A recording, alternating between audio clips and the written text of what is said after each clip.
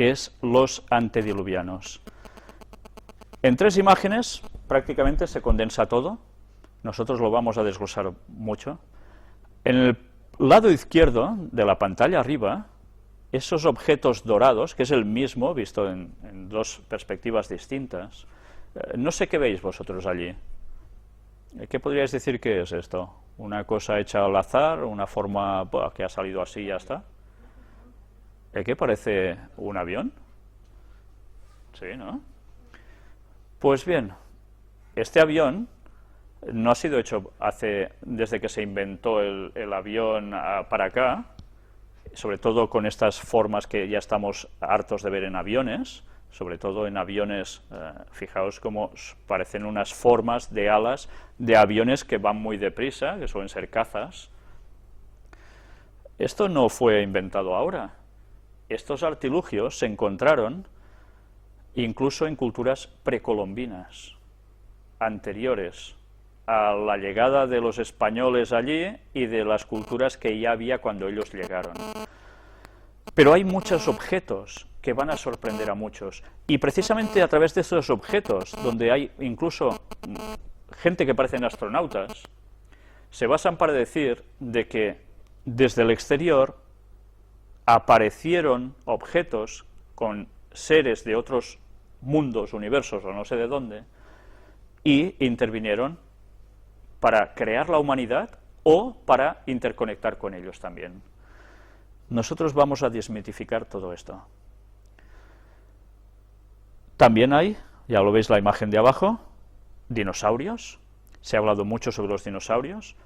Está extendido por muchas partes de este mundo, restos fósiles. Hay gente que dice, no existieron, eso es un timo, dicen algunos creacionistas muy extremistas.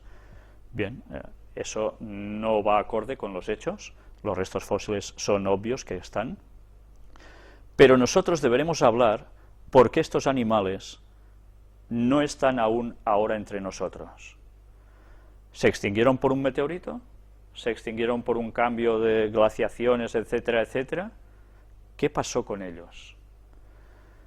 Y arriba a la derecha hay la clave absolutamente de todo. Cuando vemos esto, evidentemente, todos recordamos, el Arca de Noé, esa historia tan graciosa de que el mundo se llenó de agua por una lluvia tremenda, hubo unas inundaciones terribles, el mundo sucumbió debajo del agua y se salvó una familia de 8 individuos que llevaron muchos animalitos allí dentro, se termina el diluvio, salen y ya está. Bien, vamos a ver si esta historia que se llega a ridiculizar tanto en la actualidad es una burrada o realmente fue una historia cierta. Porque si eso es cierto, va a cambiar el panorama de muchísimas personas que se han tragado lo que les han dicho durante unos cuantos años. Si es mentira, nosotros deberemos rectificar. Si os dais cuenta en el dibujito donde aparece el arca, ¿veis el arco iris? El arco iris actualmente, ya sabéis que lo utilizan, no con 7 colores, sino con 6, el movimiento gay. Bien, 6 ya sabéis que es el número del hombre, no es el número de la perfección. El 7 es el número de la perfección, el número divino. Por algo será que ellos utilizan 6 y no 7. Pero curiosamente, ese arco que sale entre las nubes y que nosotros aún vemos cuando llueve y suele hacer sol, vamos a ver dónde lo remonta el origen bíblico. Y cada vez que vemos eso, nosotros deberemos recordar algo. Vamos a empezar con el tema, precisamente con el principio de todos los libros que están en la Biblia, el de Génesis, que quiere decir orígenes, la creación. Capítulo 1 y versículo 31. Nos vamos a saltar todo el relato de la creación de la vida sobre el mundo, porque, bueno, se supone que más o menos los deberíamos conocer, y quien no lo conozca o lo vea como una tontería, no hace falta ni conocerlo, yo le recomendaría que se buscara una Biblia y empezase a leer desde el Génesis capítulo 1, versículo 1, y fuera adentrándose poco a poco en la lectura bíblica, porque se llevaría auténticas sorpresas. Vamos directamente al versículo 31. Y vio Dios todo lo que había hecho, y he aquí que era bueno en gran manera, y fue la tarde y la mañana el día sexto. ¿El día sexto qué día es? Muchos dirían sábado. Es el viernes. Es el viernes. En la Biblia el viernes se le llama el día de preparación. ¿Preparación de qué? Preparación para el sábado, para reposar. Para que nada tengamos que hacer en sábado, habiéndolo preparado ya, como muy tarde, el viernes. Pues bien, cuando el relato bíblico nos habla de la creación del mundo, Moisés escribe, por las visiones que Dios le muestra, que pasan 5 días, y cuando llega el sexto, Dios termina su obra. Ha creado ya también definitivamente al hombre, que es lo último que crea, que pone sobre el mundo cuando ya lo ha hecho todo. Le ha preparado el panorama, la escena, y luego pone al hombre. Y Dios lo contempla todo lo que ha hecho y dice que era bueno en gran manera. Me gustaría que estas palabras las tuvieseis presentes con lo que ahora vais a ver. Bueno en gran manera. La evolución, ¿qué nos enseña? El hombre sale de algún modo, sea a través de una célula, del agua, de no sé qué, de no sé cuánto, va evolucionando, hasta llegar a lo que somos nosotros, los seres humanos, ¿no? También ha ido evolucionando a llegar a especies de animales, de vegetación, etcétera, etcétera. Ese proceso, ¿qué conlleva? Según la evolución, han pasado varios formatos de ser que termina siendo humano, pero eso no ha pasado de la noche a la mañana. Explican que pasa por un largo proceso, pero curiosamente, durante ese proceso, ¿qué sucede para que pueda salir la siguiente etapa? ¿Qué es? La muerte. Para que haya cambios evolutivos es necesaria la muerte. ¿La muerte se puede definir como algo bueno? Si Dios crea perfectas las cosas y lo crea bueno en gran manera, ¿Dios crea la muerte? Pues aquí hay un problema. Ya partimos de algo que ya no puede ser. O es una cosa o es la otra. Intentar explicar que el ser humano y la vida tal como la conocemos procede de una evolución implica que hemos de aceptar que hay muerte. Aquí Adán y Eva habían pecado. ¿Se habla de que se haya roto con los mandamientos de Dios? No, acaba de ser creado el ser humano. Aún no han pecado, todo va bien. Entonces, la Biblia nos dice, el pecado es lo que provoca la muerte. Si no pecáramos, no hubiésemos muerto. Si eso es así, ahora vamos a ver una noticia que diremos, ¿y esto cómo cuadra? ¿Sabéis? Ahora está de moda entre los cristianos, según quienes, y de los que venimos hablando tantas veces en las conferencias, de que, sí, Dios crea algo que es vida, va evolucionando hasta llegar a lo que somos nosotros. Y esto que relata Génesis es una metáfora, una ilustración, un modo de enseñanza para decirnos algo. Si aceptamos eso, estamos contradiciendo lo que nos dice la Biblia y quién es Dios. Vamos a ver esta noticia de Zenit, cómo no. Pontificio Consejo de la Cultura lanza documental sobre origen del hombre. 30 expertos opinan sobre la evolución, la creación y la fe. Les llaman expertos. 15 de septiembre de este año. Bajo los auspicios del Pontificio Consejo para la Cultura y como parte del proyecto STOCK, acaba de ver la luz la versión trilingüe italiana, española e inglesa del DVD El origen del hombre. Se trata de una serie de 9 documentales en torno a la evolución, la creación y la fe, elaborados con el asesoramiento de profesores de la Pontificia Universidad de la Santa Cruz y de otras universidades. Recogen opiniones de más de 30 científicos, entre ellos los premios Nobel Christian de Duve y Werner Arber. Algunos de ellos son creyentes católicos, protestantes o judíos, y otros no.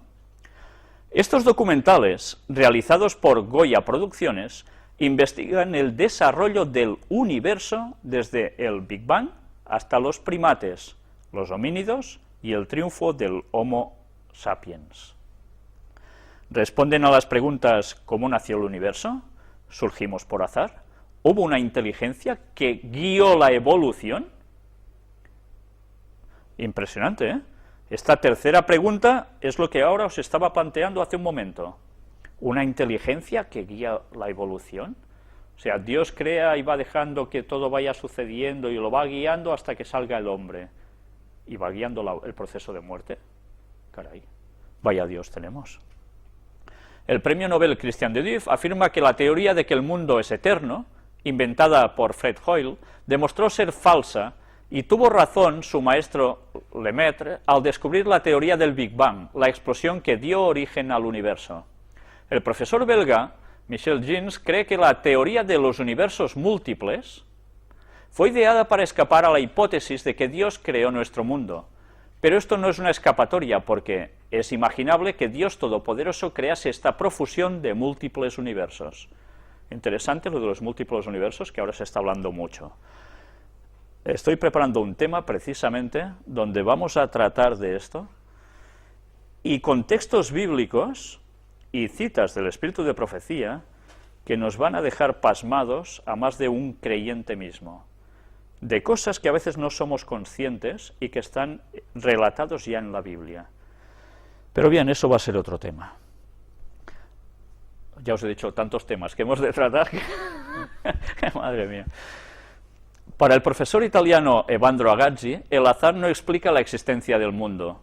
Los que creen explicarlo todo a partir de alguna ciencia positiva caen en una actitud reduccionista anticientífica. El profesor de Boston, Thomas Glick, cree que estos fundamentalistas del materialismo se fabrican una especie de religión o metafísica, pero nadie confunde esto con ciencia. Para el profesor Arana, de la Universidad de Sevilla, nunca hubo oposición entre fe y razón, pero siempre hubo oposición entre dos fes, la fe cientista, por decirlo así, y la fe religiosa. Nosotros que hemos venido tratando tanto en las conferencias las noticias sobre el Vaticano, estamos viendo cómo precisamente el Papa no para de trabajar en la línea de fe y ciencia, fe y razón. Bueno, ya vemos que cuando el Papa trata algo, por algo es, está trabajando con un propósito. ¿Es pues la Biblia compatible con la ciencia? El premio Nobel suizo Werner Arber responde: yo puedo leer en el Génesis, al comienzo del Antiguo Testamento, que el mundo fue creado en varios períodos. Interesante, en varios períodos. Y para mí esos varios períodos son precisamente evolución. ¿La Biblia verdaderamente habla de períodos? La Biblia habla de días literales. En el hebreo la palabra que se utiliza para día es de día literal, 24 horas, no de períodos evolutivos de 1000 años o de a saber cuánto. Hay religiones cristianas que se están acogiendo a ese concepto de períodos. Eso es una falsedad. Bíblicamente eso no es sostenible. Pero bien, ellos lo dicen. Ya estamos viendo que evolución implica muerte. En opinión del investigador holandés C.S. Dekker, el método de la ciencia por sí mismo no es cristiano ni es ateo. Ciencia y religión no están en conflicto, y la ciencia en sí misma encaja muy bien con la visión cristiana del mundo.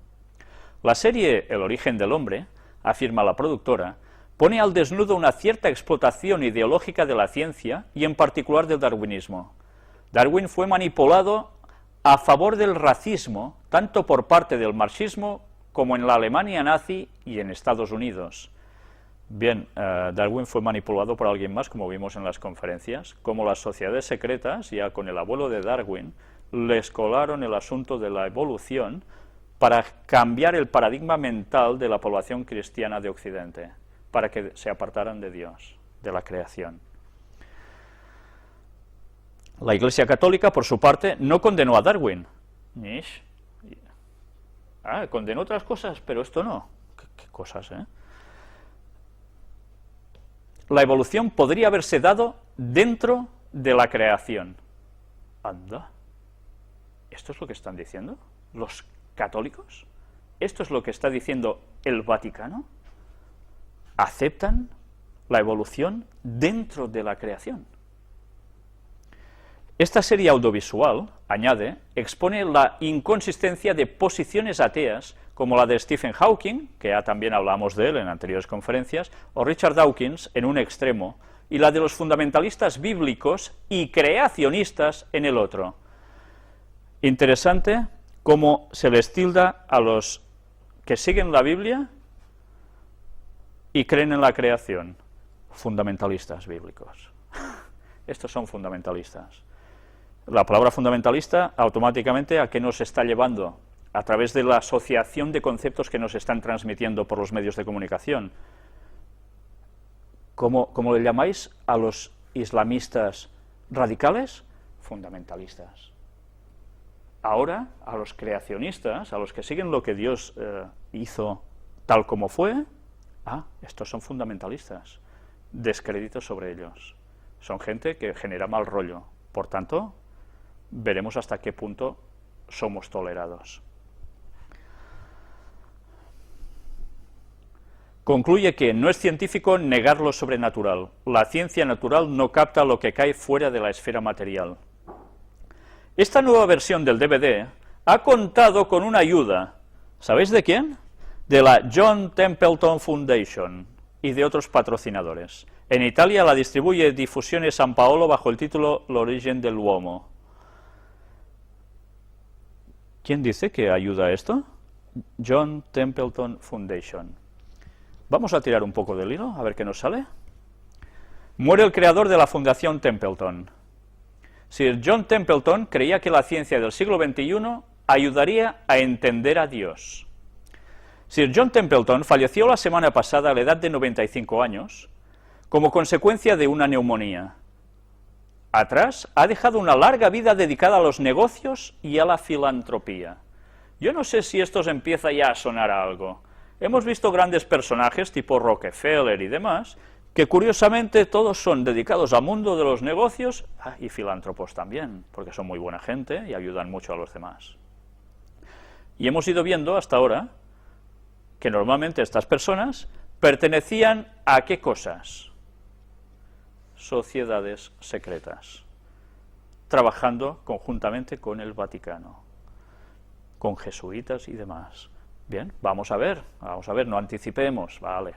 El premio John Templeton, destinado a los investigadores en las realidades espirituales, que es el premio más cuantioso del mundo, y la fundación que lleva su nombre, desde la que se ayuda a científicos y pensadores de todo tipo de disciplinas, son sus principales legados.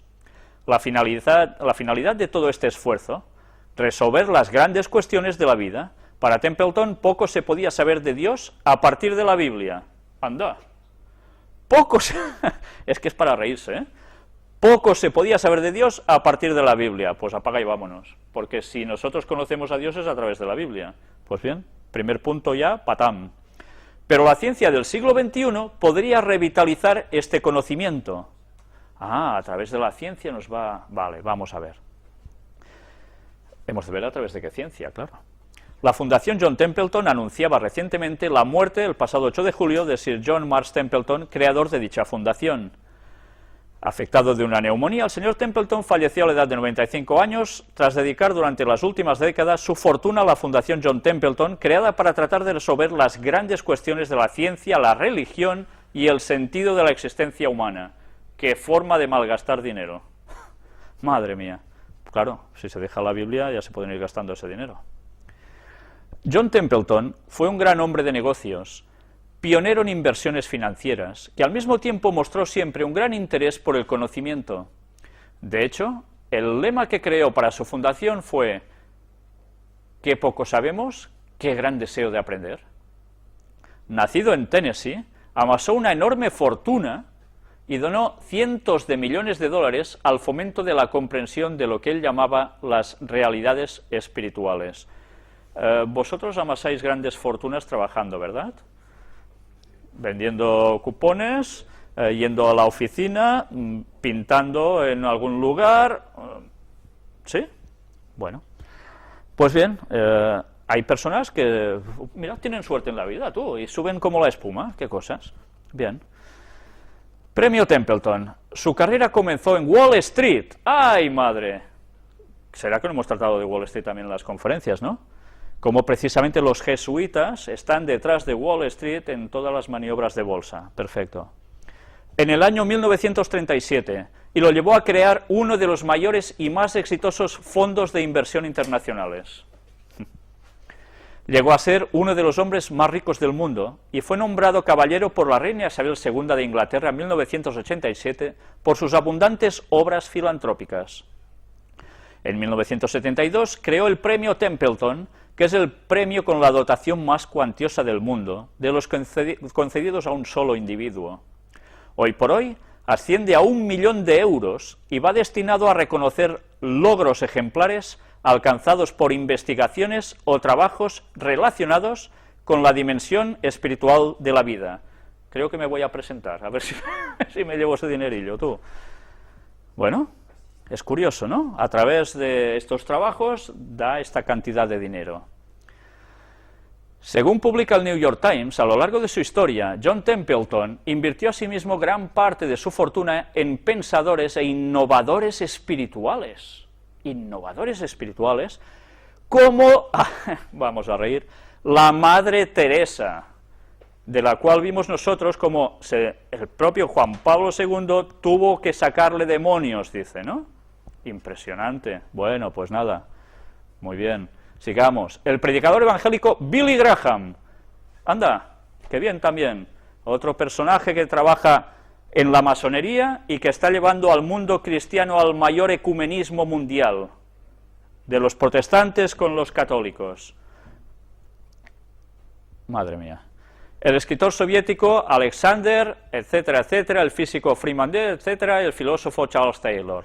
En 1987 creó la Fundación John Templeton, situada en Pensilvania y dedicada a servir como catalizador filantrópico de nuevos descubrimientos en áreas relacionadas con las grandes preguntas, desde las leyes de la naturaleza y del universo hasta la naturaleza del amor, la gratitud, el perdón o la creatividad, explica la web de la Fundación. Ya sabéis que la mayor parte de fundaciones fueron creadas también porque en Estados Unidos las fundaciones lo tienen muy bien a nivel de contribuir. Son grandes formas de desgravar los beneficios, ¿vale? Sigamos, porque no hay que ser tan mal pensado quizás, ¿no? Hacer ciencia de temas religiosos. Inevitablemente, el altruismo de John Templeton generó siempre controversia. Los críticos señalaban que sus realidades espirituales suponían de por sí una contradicción, dada la supuesta incompatibilidad entre ciencia y Dios. Para muchos, la idea de progreso en la religión resultaba extraña, al igual que la cesión de ayudas para descubrimientos en este campo. Pero John Templeton no se rindió y su fundación se dedicó a promover la aplicación de la metodología científica al estudio de temas religiosos. La física teórica, la biología evolutiva y las ciencias cognitivas se aplicaron a este objetivo. Así, por ejemplo, la Fundación promovió un estudio de coste multimillonario acerca del perdón o un estudio de 2 años de duración destinado a demostrar el efecto de la oración en 600 pacientes que habían sido sometidos a cirugía.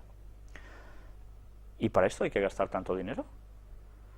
Yo realmente no lo entiendo. Perdóname, pero me es imposible captar esto. 2 años de duración destinados a demostrar el efecto de la oración, que no lo hemos comprobado en nuestras vidas, ¿acaso? Pues recomiendo a la gente que no ora que lo haga, porque se va a llevar auténticas sorpresas, porque se dará cuenta que Dios sí está allí. Pero además, un coste multimillonario para tratar acerca del perdón. Pues a Jesús, ¿cuánto dinero le deberían haber dado por hablar del perdón? Es increíble. Es realmente increíble. Pero bueno, Y aunque los críticos siguieron manteniendo que la reconciliación entre ciencia y religión no era posible, y que estos estudios eran ingenuos y estaban motivados solo por el deseo de situar a las creencias religiosas al mismo nivel que el conocimiento científico, otros pensadores defendieron la intención de la Fundación, señalando que la ciencia no debía tener el monopolio sobre la verdad y que ciencia y religión podían cooperar de manera productiva. Lo mismo que está diciendo ahora el Papa, ¿eh?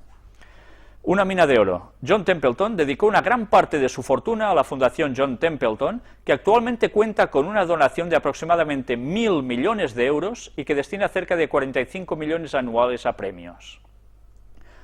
La mayor parte de las aportaciones económicas de dicha fundación van a la investigación científica de importantes universidades, en campos como la física teórica, la cosmología y las ciencias sociales, así como en estudios relacionados con el amor, el perdón, la creatividad, etcétera, etcétera.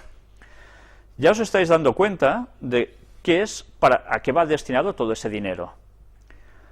La Fundación también apoya y fomenta el diálogo abierto e informado entre científicos y teólogos para encontrar respuestas a esas grandes cuestiones que preocupaban al hombre de negocios desde los diversos campos de investigación. Es curioso que incluso, antes me lo he saltado, dice que ese dinero va destinado a la naturaleza y el origen de las creencias religiosas. ¿Hace falta destinar tantos millones para saber el origen de las creencias religiosas? Es muy fácil. Nosotros lo vamos a ver gratis en las conferencias porque la Biblia nos lo explica. Y eso está gratis al alcance de todo el mundo. Pero bien, se ve que hace falta destinar millones para eso. Templeton, que fue presbiteriano, señalaba que se podía conocer relativamente poco de Dios a través de las Escrituras y de la teología actual, pero que las revelaciones científicas podrían convertirse en una mina de oro para la revitalización de la religión en el siglo XXI. Es interesante esto. Los conceptos que nos está vendiendo el papado ahora son las mismas palabras que estaba utilizando más o menos este señor. A través de la ciencia, trabajando conjuntamente con la religión, van a mostrar también al mundo que precisamente eso puede ir junto y cambiar el paradigma mental de la sociedad para dar soluciones. Curioso cómo todo coincide. Bien, aquí hay toda la biografía de este señor. Ya veis algo muy curioso también. No sé si aquí lo encontramos. Precisamente asistió a la prestigiosa facultad de Yale. Curioso, ¿eh? La famosa Universidad de Yale de la que tanto hemos venido hablando, sede de sociedades secretas como los Skull and Bones, y de otra a la cual, curiosamente, este señor pertenecía. Y eso está en su historia. Pues bien, una vez más nos damos cuenta de cómo sociedades secretas están trabajando conjuntamente con el Vaticano para hacer lo que ellos quieren. El IU, sociedad secreta. Esta es a la que este señor pertenecía. Si vimos cómo de los Skull and Bones estaban precisamente los Bush, estaba Kerry, pues en esta otra estaba este señor y otros que también han llegado a lugares importantes en la nación norteamericana. Es curioso, ¿eh?, cómo se apoyan entre ellos para subir y cómo trabajan conjuntamente por detrás con el Vaticano. Pues bien, aquí tenéis todo esto, yo me lo salto para no alargar más sobre el tema. Creo que hacía falta empezar a mostrar quién está trabajando conjuntamente con el Vaticano para conseguir sus objetivos, y aquí lo habéis tenido.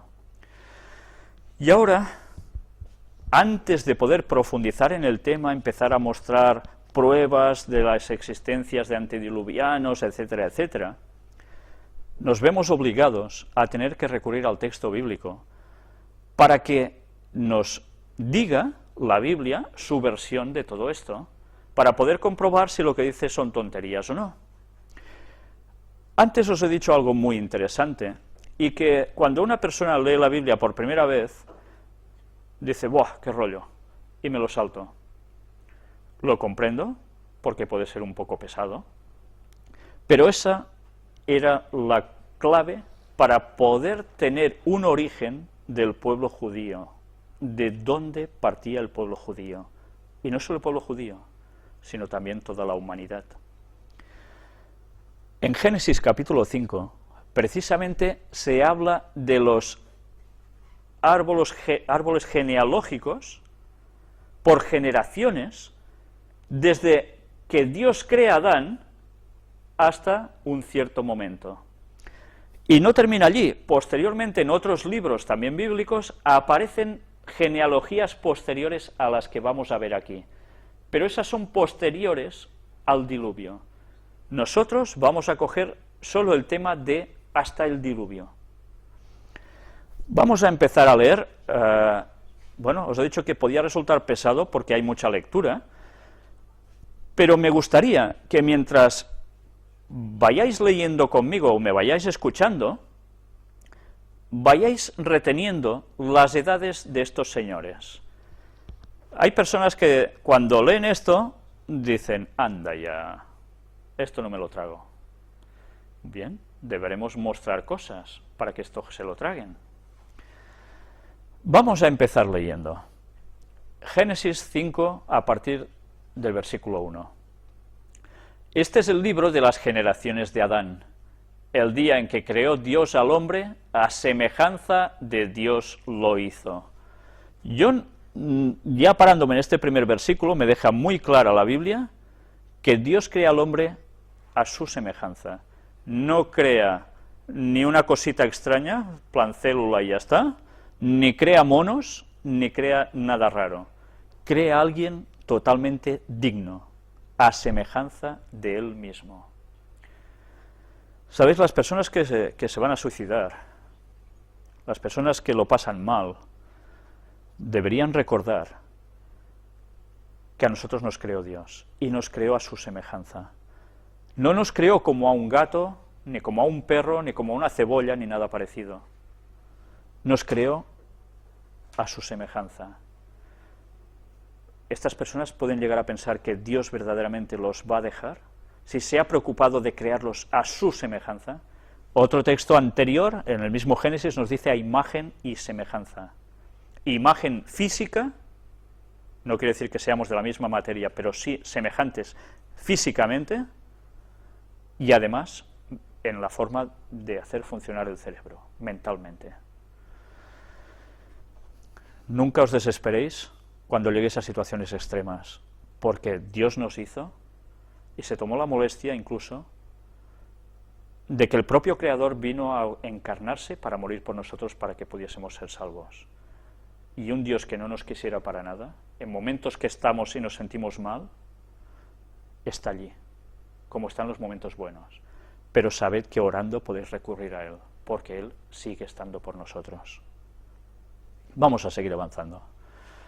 Varón y hembra los creó, y los bendijo, y llamó el nombre de ellos Adán, el día en que fueron creados. Y vivió Adán 130 años, y engendró un hijo a su semejanza, conforme a su imagen. Interesante ver cómo cuando Dios crea al hombre utiliza estas palabras, y cuando Adán tiene un hijo, se utilizan las mismas. Y después de estos 130 años tiene un hijo, y llamó su nombre Set.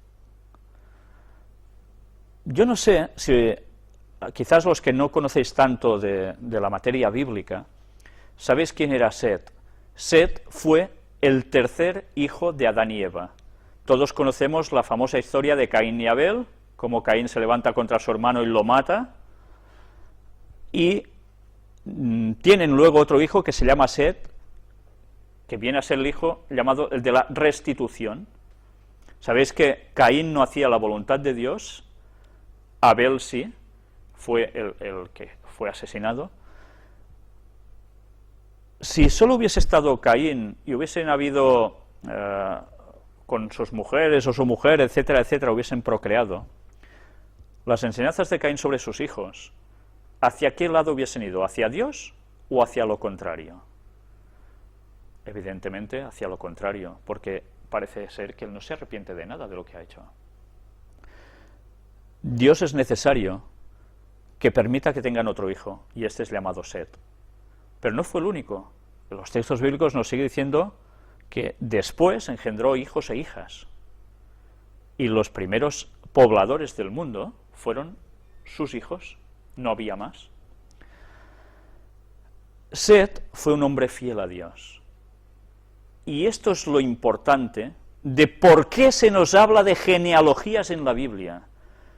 Porque precisamente a través de su genealogía, con el paso de los años, vamos a llegar hasta el diluvio, con alguien en concreto, y que después de sus hijos, de su linaje, de uno de sus 3 hijos, va a seguir avanzando y pasando los años hasta llegar a un personaje que hace un antes y un después en la historia de la humanidad, y es Jesús.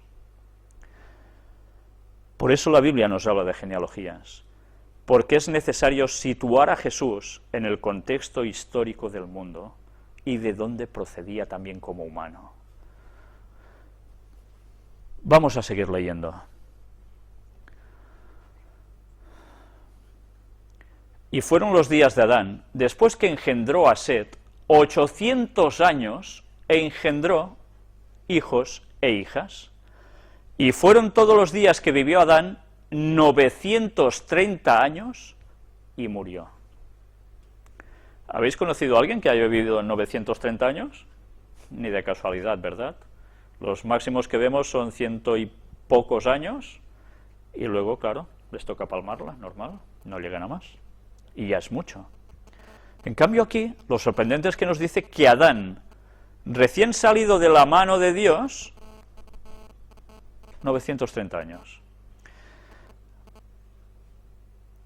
Algún día hablaremos precisamente de cómo Adán es dotado de una cantidad de energía.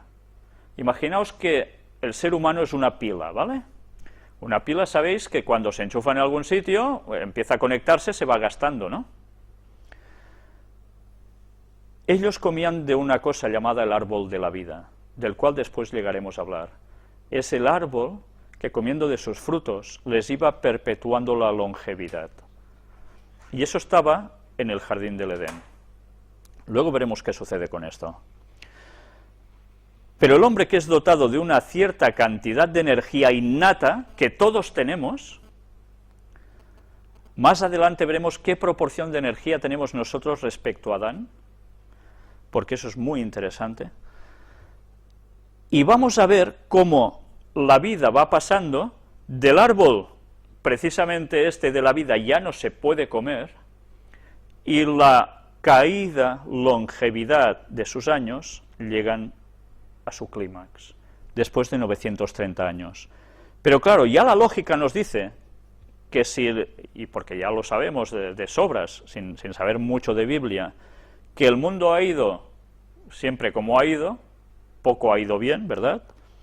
Pues lógicamente uno se separa de Dios, no come de eso, la energía se irá agotando porque no la reemplazas con nada. Sí que se reemplaza la energía, ¿lo sabíais? A través de lo que coméis, básicamente. Básicamente. Por eso es interesante ver qué dieta seguía Adán, qué dieta seguía mandada por Dios, porque Dios sabía cuál era su mejor combustible, para que él funcionara y pudiese perpetuarse más. Y eso es el mundo vegetal. No era carnívoro, para nada. De eso hablaremos más adelante, pero bien, es interesante ver cómo llega un momento en que, pum, se va apagando hasta que se muere, pero caray, 930 años, ¿quién se apagará a esta edad, no? Vamos a seguir avanzando. Vivió Set, su hijo, 105 años y engendró a Enós. Démonos cuenta cómo no se engendran con 25 años, o 20, o 30, sino cuando ya pasan de los 100, ¿no? Esto nos está dando muestras de que su juventud, o su adolescencia, o su pubertad, o todo, era mucho más prolongada, al menos según el relato bíblico, ¿verdad? Y vivió Set después que engendró a Enós 807 años y engendró hijos e hijas. Y fueron todos los días de Set 912 años y murió. ya veis, vive menos que su padre, ¿verdad? Vivió Enós 90 años y engendró a Cainán. Este ya genera hijos un poco antes, ¿verdad? Y vivió Enós, después que engendró a Cainán, 815 años y engendró hijos e hijas. Y fueron todos los días de Enós 905 años y murió. Vivió Cainán 70 años y engendró a Mahalaleel. Y vivió Cainán, después que engendró a Mahalaleel, 840 años y engendró hijos e hijas. Y fueron todos los días de Cainán 910 años y murió. Vivió Mahalaleel 65 años y engendró a Jared. Y vivió Mahalaleel, y menos mal que no sale más veces porque leerlo es un rollo, después que engendró a Jared 830 años y engendró hijos e hijas. Y fueron todos los días, pues sí, sale otra vez, de Mahalaleel 895 años y murió. Vivió Jared 162 años y engendró a Enoc. Aquí vamos a hacer una paradita. Enoc. Este personaje nosotros lo vimos en una anterior conferencia, pero nosotros vamos a ver mucho más en esta serie de conferencias sobre el mundo antediluviano sobre este personaje. Y deberemos aprender grandes lecciones de él, porque él nos va a dar la lección de lo que nosotros debemos hacer ahora, porque en sus tiempos iba a suceder algo, y en los nuestros va a suceder algo bastante semejante, bastante parecido. Pero bien, vamos a seguir. Y vivió Jared, después que engendró a Enoc, 800 años, y engendró hijos e hijas. Y fueron todos los días de Jared 962 años, y murió. Vivió Enoc 65 años, y engendró a Matusalén. Este nombre sí que os suena, ¿no? Es más viejo que Matusalén, ¿eh que sí? Madre mía, el Matusalén, famoso. Y caminó Enoc con Dios, después que engendró a Matusalén, ¿veis? Era hijo de Enoc, 300 años, y engendró hijos e hijas. Y fueron todos los días de Enoc 365 años. Caminó pues Enoc con Dios y desapareció, porque le llevó Dios. Uf. ¿Qué pasa? ¿Qué quiere decir que desapareció porque se murió? ¿Se lo lleva Dios al cielo porque está muerto y en alma se lo lleva y tal? ¿Es eso lo que nos dice el texto? No. Más adelante iremos viendo qué le sucede a Enoc. Pero ya nos damos cuenta enseguida que es bastante distinto al resto de personajes, porque nos da una descripción de cosas que le suceden que a los otros no nos dicen nada. Vivió Matusalén 187 años y engendró a Lamec. Y vivió Matusalén después que engendró a Lamec 782 años y engendró hijos e hijas. Fueron pues todos los días de Matusalén 969 años y murió. Y ahí tenéis el récord Guinness de años. Este señor es el que ha vivido más años en la historia de la humanidad, 969 años. Y podréis decir, ¿y cómo es que él, que ya no es de la misma generación que Adán, evidentemente, porque Adán fue el primero, viva pues bastante más aún que el propio Adán? La Biblia nos va a dar una explicación a eso, y los escritos de Ellen White nos lo van a terminar de aclarar por si no lo hemos pillado. Pero ya veis la edad que vivió este señor, casi nada. Vivió Lamec 182 años y engendró un hijo, y llamó su nombre Noé. Anda, ahí está nuestro personaje central, sobre el que va a pulular toda la conferencia, pero del cual no hablaremos tanto tampoco, porque con él básicamente es cuando terminaremos la conferencia, a menos este tema. Diciendo, este nos aliviará de nuestras obras y del trabajo de nuestras manos, a causa de la tierra que Jehová maldijo. Aquí hay una primera profecía. Cuando el padre llama el nombre de su hijo Noé, está lanzando una profecía. Porque ese hijo, él sabía que sería el que aliviaría al ser humano, a la tierra, en general, que Dios maldijo. ¿Dios maldijo la tierra? Si creó todo bueno en gran manera. Todos recordamos el momento de la caída de Adán y Eva, quien no, que lo busque en sus Biblias. Llega un momento en que transgreden y Dios maldice la tierra y algo más, y pasa una serie de factores. Pues bien, este Noé sería el encargado de hacer algo especial. Y vivió Lamec, después que engendró a Noé, 595 años y engendró hijos e hijas. Y fueron todos los días de Lamec 777 años y murió. Vaya número perfecto, ¿eh? 777 años. Y siendo Noé de 500 años, engendró ¿a quién? A Sem, a Cam y a Jafet. Y supongo que ya lo sabéis, pero si no, he de deciros que cualquiera de vosotros que estáis aquí y de los que están viendo las conferencias en sus casas, en cualquier parte del mundo, y los que no lo ven, todos, descendemos de uno de estos tres hijos de Noé, de Sem, de Cam o de Jafet. Porque ellos fueron los que entraron en el arca y se salvaron de ese diluvio, y de ellos y sus esposas salió todo el género humano que nosotros estamos pisando en esta tierra, sean anteriores a nosotros o nosotros, y los que van a venir después.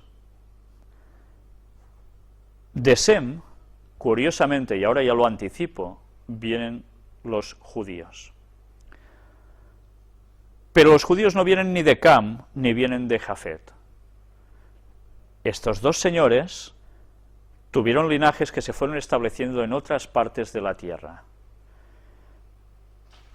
Iremos viendo como de estos tres señores solo hay uno solo, que sigue lo que Dios dijo que se debía seguir para el bien.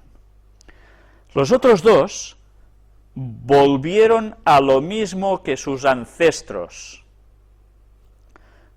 Y si empezáis a darle vueltas a esto, una vez sepáis cómo iremos desglosando en esta conferencia lo que sucedió, entenderéis el por qué ese señor que se gastó tantos millones en investigar el origen de las creencias o religiones, se lo podía haber ahorrado si hubiese hecho caso de la Biblia, donde se habla de todo esto.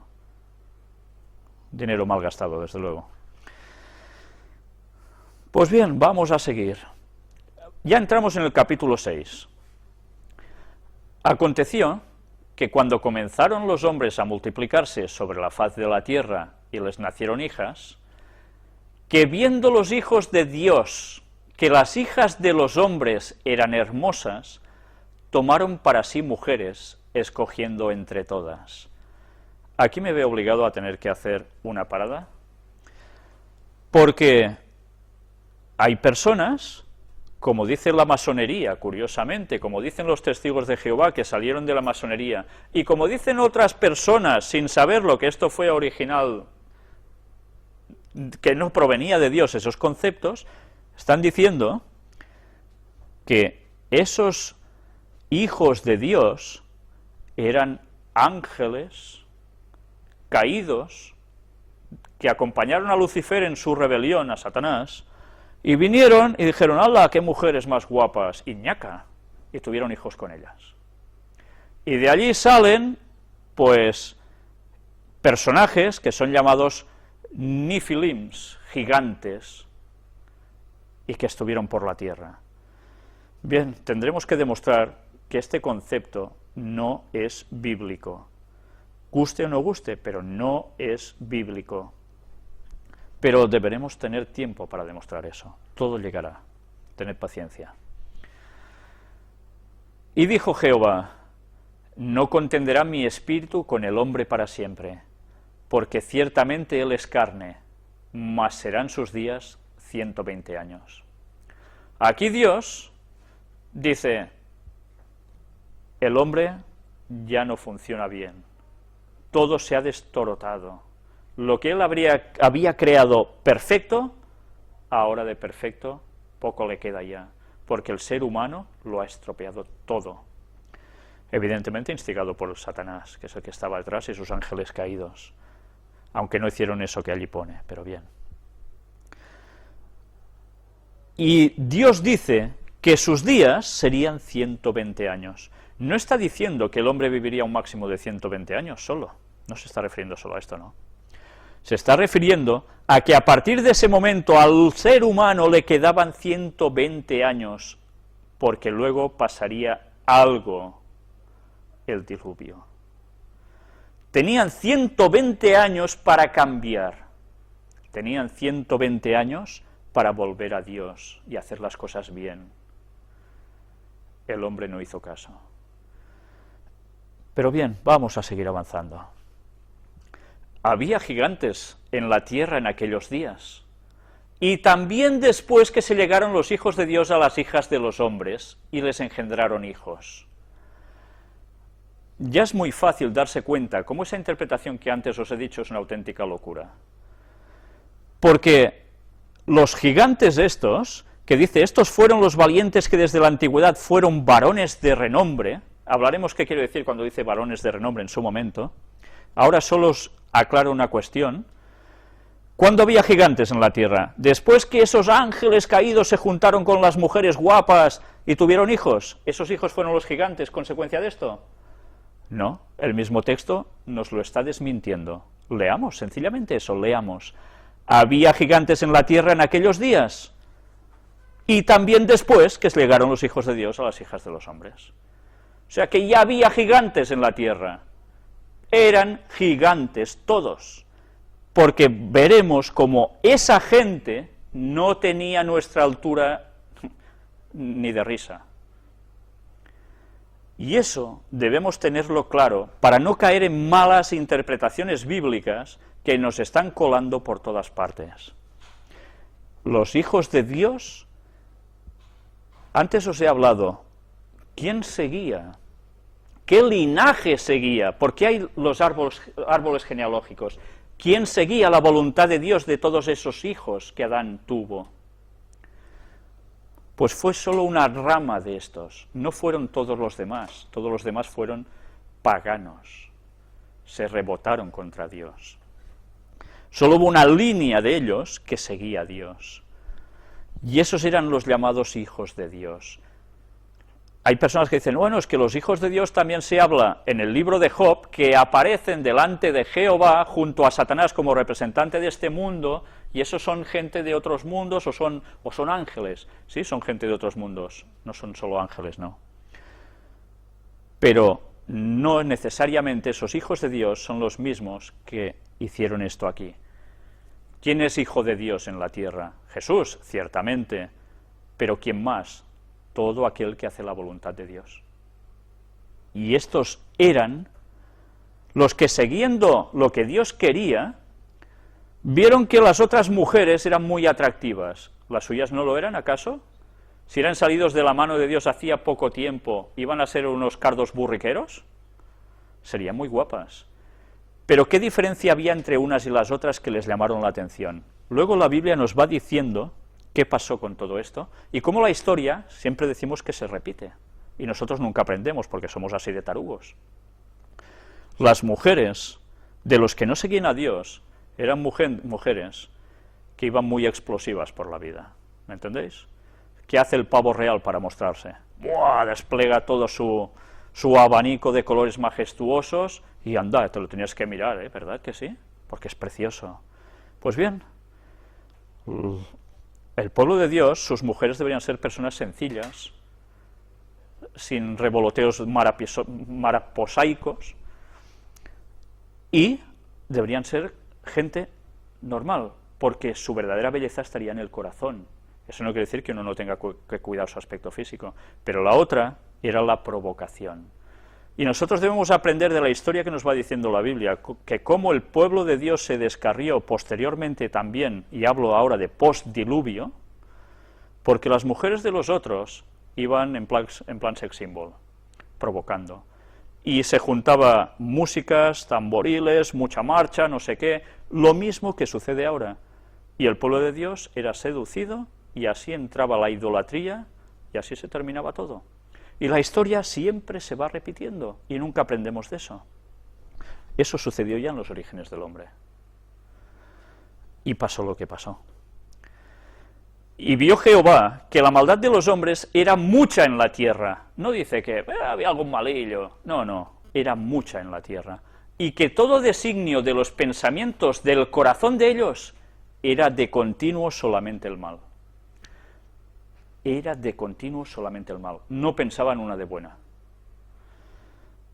¿Puede ser que se llegue a ese punto? Pues sí puede ser. Y más adelante hablaremos también de esto. Y se arrepintió Jehová de haber hecho hombre en la tierra y le dolió en su corazón. Hay gente que cuando dice, pues que Dios, que se arrepiente, ¿no? Pues este Dios es tonto, ¿qué es? Esto ni es Dios ni es nada. Pensemos que estamos hablando en un lenguaje humano, para que nosotros podamos entender.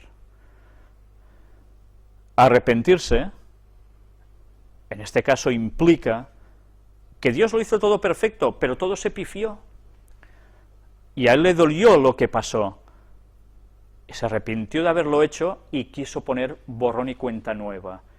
Él no se arrepintió como nos arrepentimos los humanos, pero qué forma de poder describir ese sentimiento de que hay que cambiar las cosas, sino a través de un arrepentimiento. Bien, nosotros a veces, pensad que los profetas escriben en lenguaje humano, no escriben en lenguaje angelical, ni en lenguaje divino. Escriben según sus propias palabras lo que ellos expresan, lo que han visto en visión, y dan a conocer sus conceptos como bien pueden, y eso debemos tenerlo presente siempre. Y dijo Jehová, raeré de sobre la faz de la tierra a los hombres que he creado, desde el hombre hasta la bestia, y hasta el reptil, y las aves del cielo, pues me arrepiento de haberlos hecho. Y podemos pensar, ¿y qué culpa tenían estos animalitos de que también la tengan que palmar? Algo pasó que hizo que Dios tuviese que tomar este sentido tan estricto. Cuando nosotros leemos estos textos, podemos pensar, ¿qué Dios más malo? Cuando nosotros sepamos qué pasó, entenderemos que no había otra solución. Todo lo iremos viendo, porque a veces los textos nos están ya dando a entender cosas que si nosotros no terminamos de encajar con más detalles, estamos perdidos. De ahí que la investigación de la palabra de Dios debe ser algo muy riguroso y muy profundo, porque si no, no nos vamos a enterar de nada. La Biblia se ha dado, normalmente, escrita de un modo, para que nuestras mentes se centren en algo y se amplíen con ese estudio, porque la mente humana debe crecer, no debe ser aborregada. Los medios de comunicación, cuando ponéis la tele, ¿qué programas veis? Culturales todos, ¿verdad? Impresionantes, ¡buah! Nos llenamos de una cultura, nuestras mentes crecen, ¡buah! Somos ya... ¡uf! No, nos ponen programas de idioteces continuas, y nuestra mente, ¿en qué se centra? En eso, en imbecilidades. Por tanto, nuestras conversaciones, ¿qué van a ser? Hay un texto bíblico que dice, del corazón mana la boca. Lo que tenemos aquí es de lo que vamos a hablar. De lo que es nuestro pensamiento central es lo que vamos a divulgar a los demás. ¿Va a ser del Evangelio? ¿O va a ser de que, mira, ya se le puso los cuernos y el otro no sé qué, y jaja? Esas estupideces son las que están llevando al mundo a ser el mimetismo de lo que están viendo. Y nuestros cerebros, que funcionan como esponja, se empapan de eso y llegamos a ese nivel. Y no, ahora sí que puedo utilizar la palabra, y no evolucionamos a más, ¿vale? Sino todo lo contrario, nos aborregamos.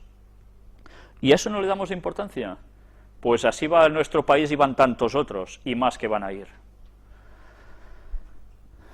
Por eso había unos que seguían a Dios y otros que no. Y nos vamos a quedar bastante perplejos cuando veamos qué hacía esa gente, porque veréis qué extraordinario paralelismo con nuestros días. Y hay unos textos bíblicos que son una advertencia que nos dicen, como en los días de Noé, así será cuando el Hijo del Hombre vuelva. si nosotros conocemos qué hicieron ellos, sabremos cuándo va a venir Jesús aproximadamente. La historia se va a repetir. Pero Noé halló gracia ante los ojos de Jehová. Ah, porque él sí, porque era más simpático, era el más mono. No, porque él hacía la voluntad de Dios. Estas son las generaciones de Noé. Noé, varón justo, era perfecto en sus generaciones. Con Dios caminó Noé. Y engendró Noé 3 hijos, a Sem, a Cam y a Jafet. Y se corrompió la tierra delante de Dios, y estaba la tierra llena de violencia. ¿Cómo está nuestra tierra actualmente? Llena de paz, ¿verdad? Llena de tranquilidad y sosiego. La tierra llegó a estar llena de violencia. Luego leeremos escritos de Ellen White impresionantes describiendo esas situaciones. Pero desde luego ya viendo eso nos damos cuenta de que precisamente bien las cosas no iban, ¿eh? Y miró Dios la tierra, y he aquí que estaba corrompida, porque toda carne había corrompido su camino sobre la tierra. Casi nada, toda carne. Dijo pues Dios a Noé: he decidido el fin de todo ser, porque la tierra está llena de violencia a causa de ellos, y he aquí que yo los destruiré con la tierra. ¿Sabéis? Cuando uno va leyendo la Biblia y va conociendo a Dios en profundidad, no esas primeras sensaciones que a uno le pintan y que dice, oh, qué Dios más malo, que se los cargaba a todos y no sé qué, no. Cuando uno profundiza de verdad y se da cuenta del porqué de las cosas, y ve claramente el carácter de Dios en la manifestación de Jesucristo en la tierra, se da cuenta que ese Dios es realmente, increíblemente bueno. Para llegar a ese punto, el corazón de Dios se debió partir. Porque con todo lo que ha hecho y hace por nosotros aún ahora, con la misericordia y cómo nos está aguantando, para llegar a exterminar a la humanidad y a la tierra así, qué mal lo debió pasar, qué mal. Hazte un arca de madera de gofer, harás aposentos en el arca, y la calafatearás con brea por dentro y por fuera. Y aquí Noé recibe la instrucción de que para evitar el desastre y subsistir, debía hacer un arca. En una anterior conferencia hablamos sobre Ron Wyatt, el arqueólogo que encontró el arca de Noé en Turquía, precisamente, y de la cual estuvimos hablando. Trataremos más sobre este señor, y iré, si Dios quiere, exponiendo las investigaciones que estamos haciendo últimamente al respecto, sobre otras cosas que este señor encontró. Y las cosas están yendo por buen camino, os lo anticipo. Creo que vamos a llevarnos grandes sorpresas en poco tiempo, si Dios quiere, y os lo podré traer con argumentación, creo que buena. Orad para que eso sea así. Yo no voy a leeros más textos bíblicos, porque nosotros no llegaremos al momento ya del diluvio y lo que pasa después, porque nos vamos a quedar precisamente hasta el momento cuando va a caer el diluvio. Porque lo que ahora nos atañe a nosotros es descubrir qué situación había en ese mundo que al fin del tiempo se va a repetir y que Jesús volverá precisamente por ello. Haciendo un poco de resumen conceptual de en qué años nos estamos moviendo, hemos de hablar que la creación de Dios fue aproximadamente hace unos 4000 años antes de Cristo. O sea, que el diluvio sucedió unos 2500 años antes de Cristo. Pasaron unos 1500 años entre la creación y el diluvio.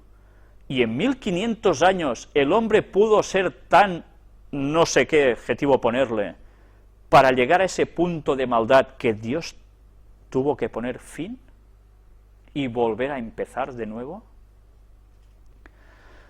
Desde la creación hasta nuestros tiempos actuales, aproximadamente han pasado 6000 años. ¿Qué diferencia de lo que nos dice la evolución? Miles de millones de años que patín patán. La Biblia nos dice 6.000 años desde Adán hasta nosotros aproximadamente. Y recordad que Jesús viene cuando empieza el 7.º milenio. 6.000 años de historia, dicen las citas, y después viene Cristo. Va a volver.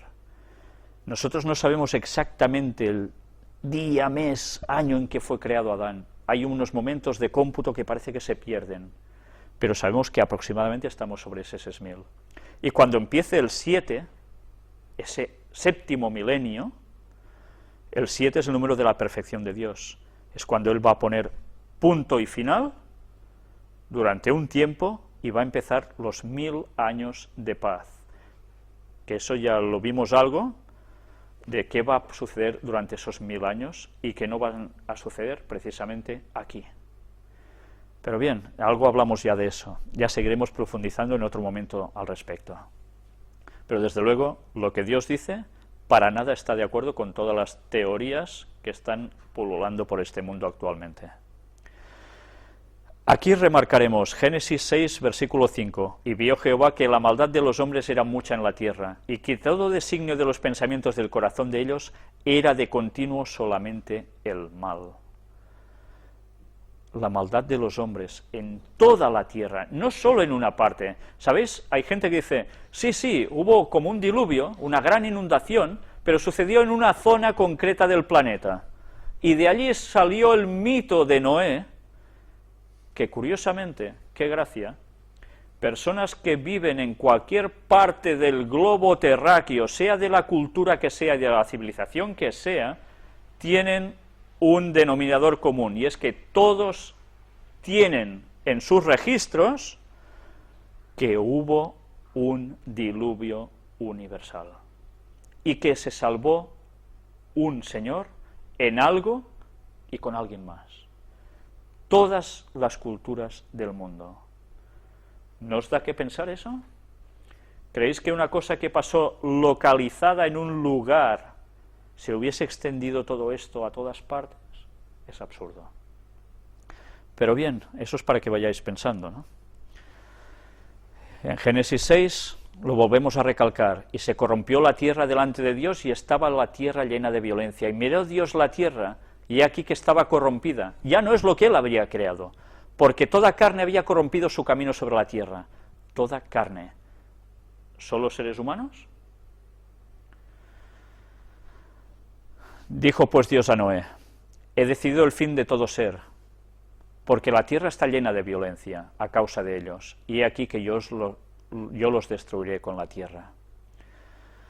La tierra estaba llena de violencia, por el ser humano, ¿y por qué más? Si nosotros leemos el registro bíblico, nos damos cuenta que en un principio los animales vivían en armonía unos con otros, no se devoraban, nadie se alimentaba de otra especie animal, sino que todos comían de lo que Dios les había dado, que era lo que había en frutos, en hierba, nada más. Cuando entra el pecado, todo se tergiversa, y empiezan las masacres entre los animales también. Qué bonito cuando vemos un documental de animalitos y mira cómo se mueven y qué majo, pero luego a veces nos muestran su parte que nos deja perplejos cuando vemos cómo se devoran unos a otros, ¿no? Claro, eso no es muy bello de ver, ¿verdad? Pero es una realidad. Dios no creó el mundo así. Bueno, todo lo trataremos en su momento.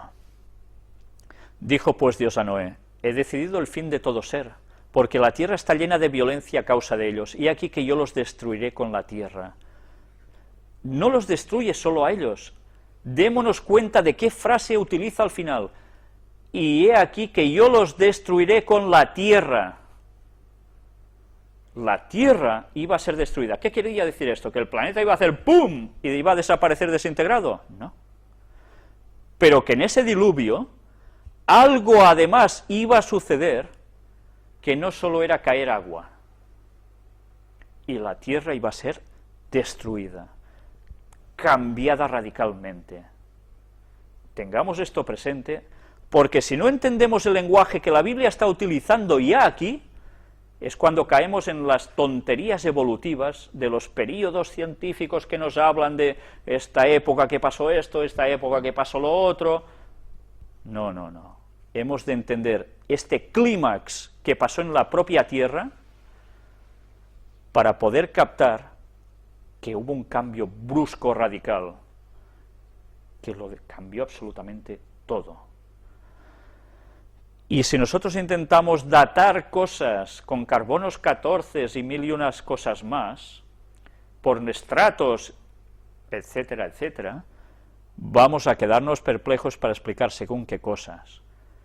Si la gente científica no acepta esto, es cuando sus mentes empiezan a divagar para explicar cosas que no pueden explicar si no van al relato bíblico. Y eso hace que se aparten de Dios, porque creen que su ciencia es superior a lo que Dios dijo que pasó. El engreimiento del hombre, el egoísmo, el orgullo, es idolatría.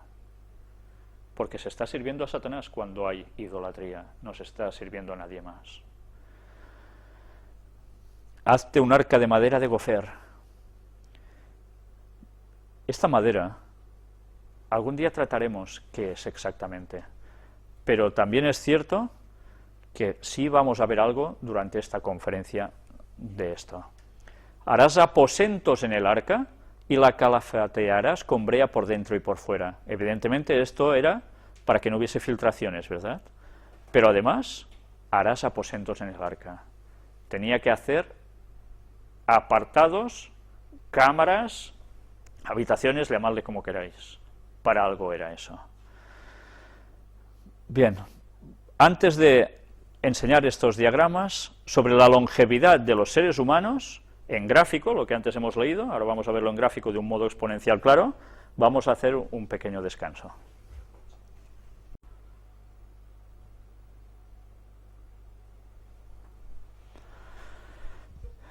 ¿Vamos a seguir la conferencia o no?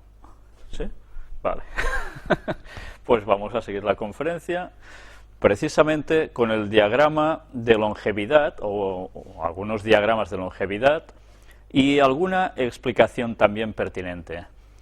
Aquí tenemos, como antes del diluvio, las edades de los patriarcas, puestas por años en la izquierda, y abajo los años desde la creación, y podemos situar a los personajes importantes, Adán, Set, Enos, Cainán, etcétera. Vemos hasta qué años llegaron, por ejemplo, Sem, 1600 años después de la creación.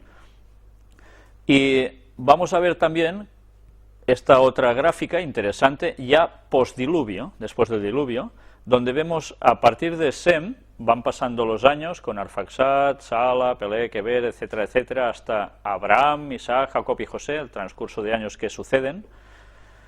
Y también ahora lo que vamos a ver es los factores conducentes a la pérdida de longevidad. Hay muchos estudios hechos sobre esto. ¿Por qué la gente posterior al diluvio vivió tantos años menos en comparación con los antediluvianos? ¿Eso es coherente? ¿Es lógico? ¿Qué pudo pasar para que la gente viviera menos? Se han hecho estudios, yo creo que fantásticos, de bien hechos que están, de las explicaciones de por qué esto ha sucedido así. Vamos a ver aquí una tesis, precisamente, muy interesante, que es un buen resumen de otras personas científicas que han estudiado sobre esto. ¿Qué factores llevaron a la disminución de la longevidad tras el diluvio? Punto número 1. El colapsamiento de la cubierta de agua, seguramente vaporizada, que rodeaba la Tierra a modo de filtro y de cubierta tipo invernadero, que daría al mundo antediluviano un clima subtropical de polo a polo. El clima era el mismo en todo el planeta. El eje de la Tierra, además, era recto, no estaba inclinado como conocemos ahora la Tierra.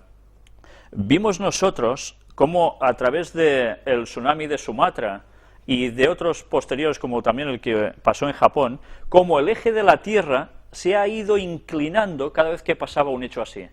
Pues imaginaros un diluvio que veremos que no solo fue agua que descendió en picado desde arriba del cielo, sino que salió también de otros lugares, o sea, del propio subsuelo, más otras cosas que llegaron a acontecer, como evidentemente el eje de la Tierra dejó de tener la verticalidad pertinente.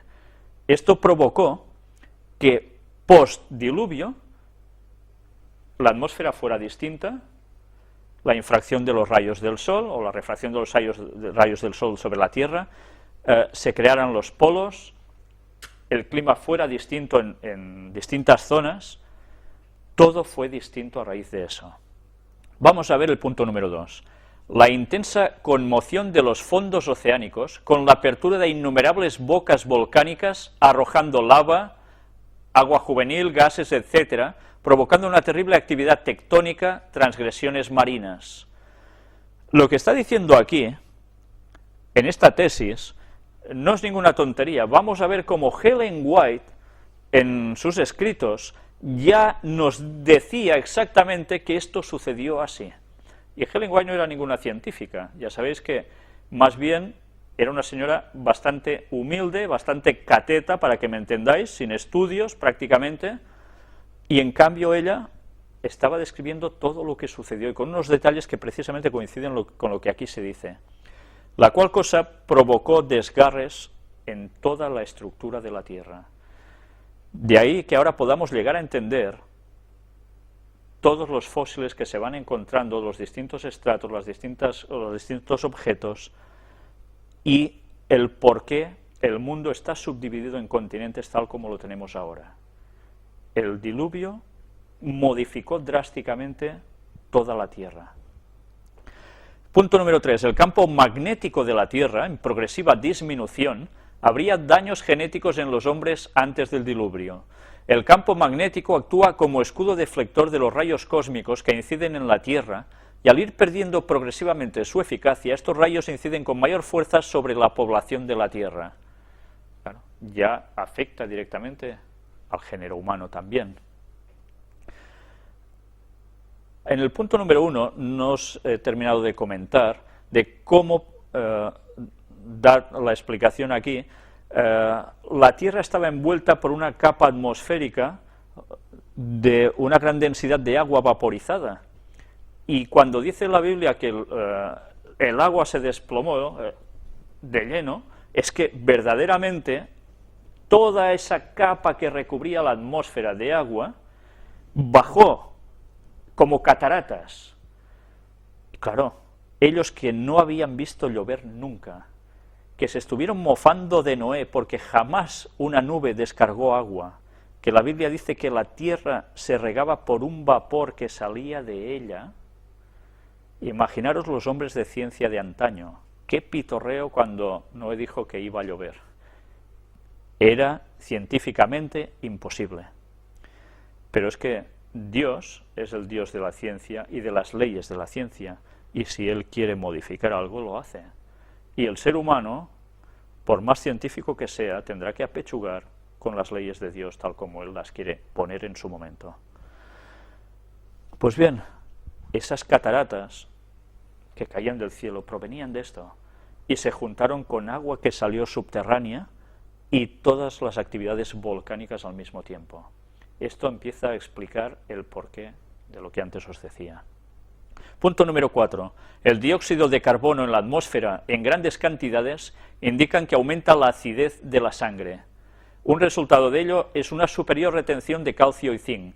Esto eliminaría la artritis.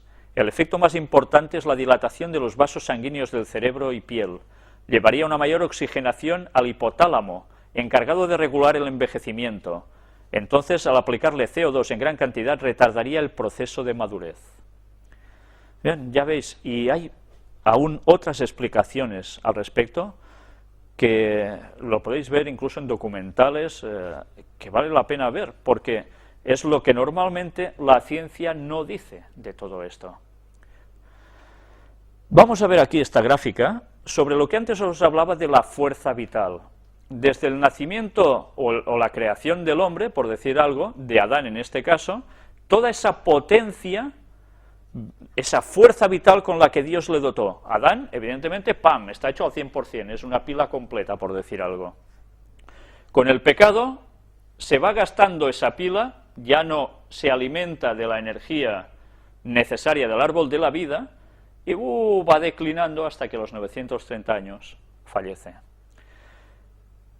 La fuerza vital que nosotros tenemos, hay citas de Ellen White que son realmente impresionantes, y esto está basado precisamente en ello. 20 veces menos de fuerza vital, 5% respecto de Adán, 10 veces menos en años de vida, 10% respecto de Adán. Nosotros seríamos esta gráfica roja de aquí, no la línea azul de vida de Adán. Nosotros, 80, 90 años, como mucho, es solo un 10% de la longevidad de Adán. Llegamos aquí y ¡puf! Ya está. ¡Qué miseria! ¿Eh? ¡Qué miseria! Y por estos breves años que hacen ¡puf!, nos matamos a conseguir lo que sea, intentar vivir, oh, venga, no sé qué. Bueno, qué burros somos, porque nosotros sí que podemos vivir esto aquí, pero es que por delante tenemos una línea que no llegará solo hasta aquí, irá ascendiendo, que será la eternidad. Y nos vamos a perder la eternidad, algo incomputable en tiempo, por querer hacer nuestras bobadas. Vaya cambio. Pero de eso ya se encarga Satanás, de hacer atrayente su modo de vida, ¿no? Pues nosotros, con el paso de los años, no tenemos esa carga de energía vital que tiene Adán, tenemos mucha menos. Por eso nos pasa que nuestra longevidad es tan corta. Bien, ¿cómo se va a recuperar eso? Pues una vez más, y la Biblia nos lo dice, cuando todo haya terminado, volveremos a comer del árbol de la vida. Y la longevidad volverá a estar asegurada. Seremos eternos, tal como Dios nos hizo en un principio. Por eso es importante que nosotros nos cuidemos. Si queremos mantener esa línea de energía vital en nosotros dentro de lo posible, debemos cuidar nuestras vidas a todos los niveles, en nutrición, en ejercicio, en cuestiones como el aire, etcétera, etcétera, el agua, el sol, todo debemos cuidarlo, y que nuestro modo de vida, además, esté en comunión con Dios, porque si no, no nos vamos a llenar de la vida que Dios nos da. ¿Sabéis? Cuando las personas en verdad, y esto yo os diría que lo experimentaréis, y sé que muchos de vosotros ya seguro que lo ha experimentado en sus vidas, haced la prueba algún día. Si vosotros estáis mal de salud durante un día, no os encontráis nada bien por lo que sea, pero curiosamente viene a vosotros una persona con la cual vosotros habláis de la palabra de Dios, del Evangelio, y empezáis a hablar con esa persona, y os daréis cuenta que curiosamente, cuando estáis hablando con esas personas, ya ha cambiado vuestro dolor, os encontráis mucho mejor, y cuando habéis terminado de hablar con esa persona estáis la mar de bien. Y además, mentalmente, os notáis muy llenos. Eso no es una característica mental que pase porque, mira, es como el que mira un partido de fútbol y mientras se distrae. No, no. Cuando nosotros damos vida a través de la palabra de Dios, Jesús dijo, yo soy la vida, estamos dando a Jesús a los demás, estamos dándoles vida. Pero nosotros recibimos vida de Dios en el momento en que damos vida a los demás con el Evangelio. Y así es como nos vamos llenando. Y el árbol de la vida de Dios pasa a ser el conocimiento de Dios que transmitimos a los demás. Así Dios nos va llenando a nosotros. Sé que muchos de vosotros y de los que están viendo esta conferencia seguro que lo saben, pero vale la pena decirlo. La vida la conseguimos dando vida a los demás, no haciendo el mal a los demás. Aquí tenemos una gráfica ultra extensa que no se ve ni torta, pero para haceros una idea, ahora la iremos comprobando en porciones. La parte de la izquierda, ¿veis que estos palitos son muy largos? Son los antediluvianos, son los años que iban viviendo. Luego estos otros del medio son los postdiluvianos. Vemos como la cosa va bajando, descendiendo, y luego pasan todos estos años hasta llegar a la derecha de todo que ¡pip!, aparecemos aquí nosotros con nuestras edades de longevidad. Aquí lo vemos más detallado: Adán, Set, Enós, etcétera, etcétera, los años que fueron viviendo y los años que fueron transcurriendo desde la historia de la humanidad. Y aquí vemos ya los postdiluvianos. En este caso tenemos a Sem. Sem sería la bisagra entre el mundo antediluviano y el mundo postdiluviano. Noé, su padre, sería uno de ellos, junto con su esposa, sus 3 hijos y sus 3 mujeres. Por eso eran postdiluvianos, pero siguieron viviendo aún bastante dentro de todo.